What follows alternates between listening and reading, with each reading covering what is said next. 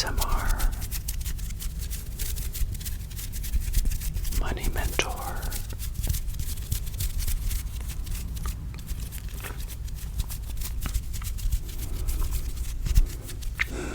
As you know, this channel is designed for people that may not be doing really great with money, which, you know what, is unfortunately most people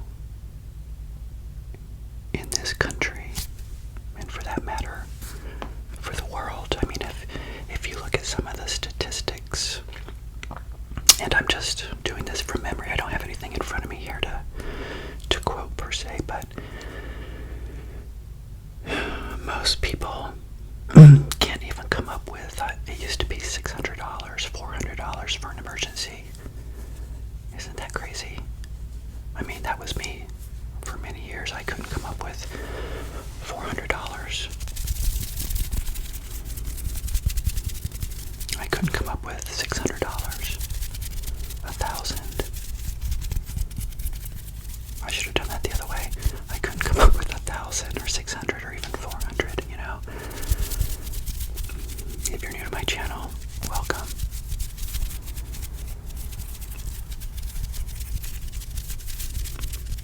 I'm creating, I hope, a like-minded community of people that like to talk and think about money.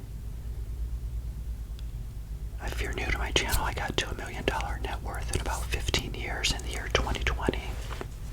I was broke at 40. I'm 58 today. I have a $1.5 million net worth today at age 58. By the way, you know, I talk about it on my Frugal Millionaire channel as well.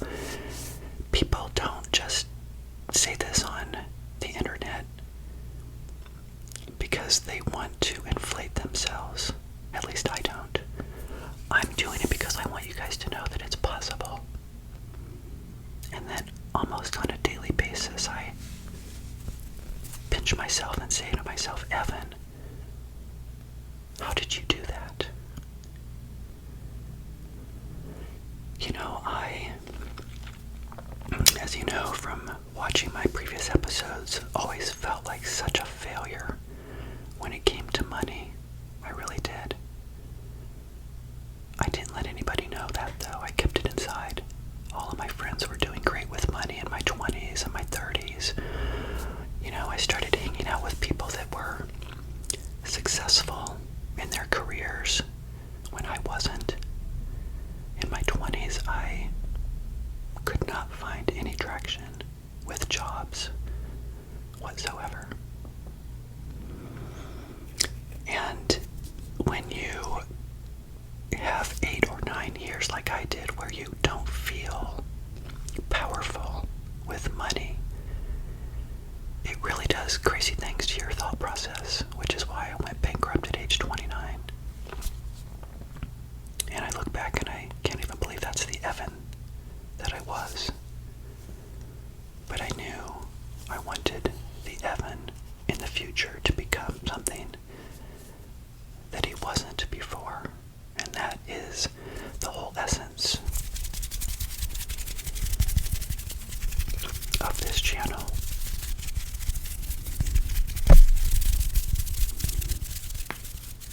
And again, people don't do this to brag. Maybe some do on other channels.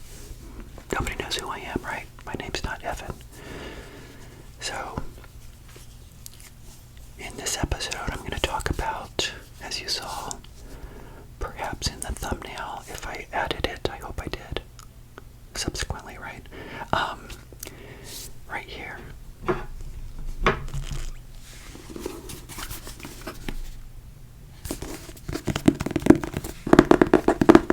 We can do triggers with this. By the way, I love ASMR. And obviously you guys do too. Don't you love triggers like this? A little tap, tap, tap.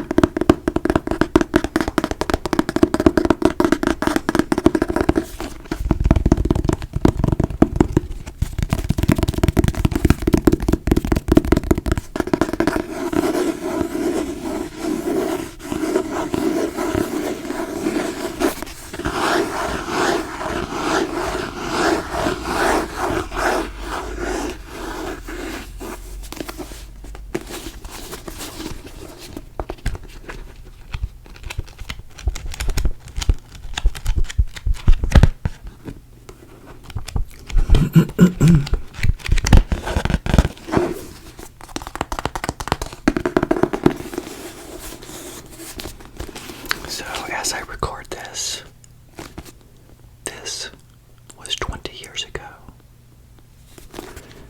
2004,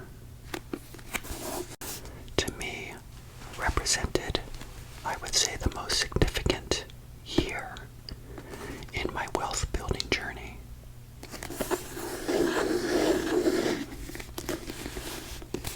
Maybe your significant year in your future wealth building journey will be 2024. Right? Think about that. I'll get back to that in just a minute, but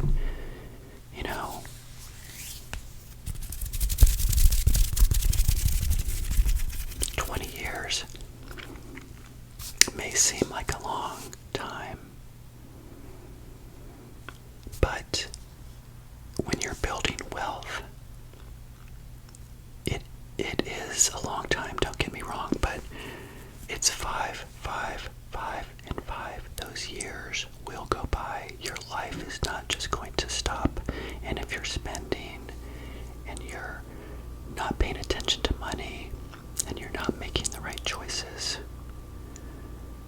then you get to 20 years later and you may have a mountain of credit card debt. You may have so much that you owe in liabilities that it's not even funny unless you stop like right now and make 2024 or whatever year you're watching this video. If you make it this year right now, the beginning of your journey, and you can do it. And for me, it was 2024. In this planner that I started to write all of my thoughts down about money.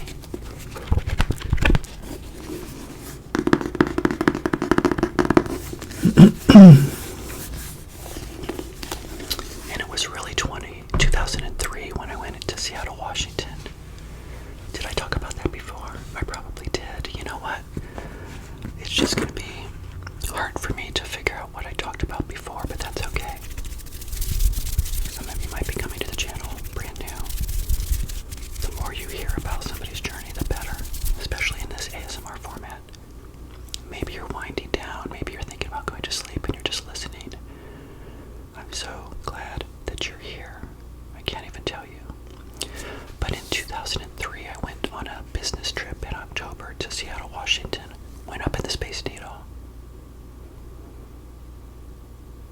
And right in that moment, I made the decision that I was going to fly back home and learn personal finance. So a few months go by, and then 2004 hits. And that was the beginning. So your beginning could be right now, 2024.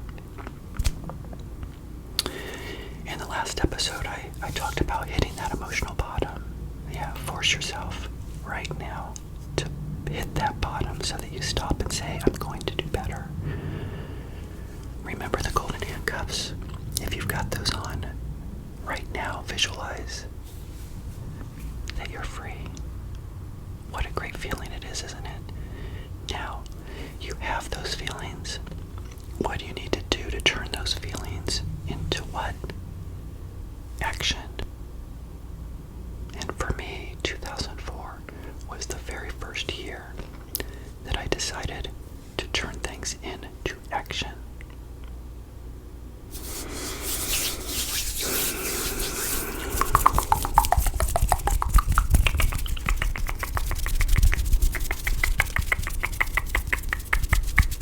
I was 38 years old. I would still be broke at 42 years later. Think about that. Maybe you found this channel and you're 25 years old. Maybe you're 35 years old. Do you see what I'm trying to tell you? At 38 in 2004 is when I made the decision to do better with money. Well, it happened in October of 2003. In 2004, I started to educate myself. Rule number 1 of building wealth is you need to know what to do. Actually, that's rule number 2.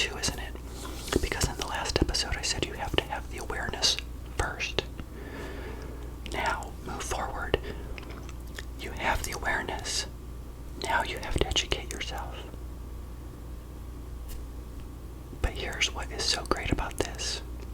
That for me,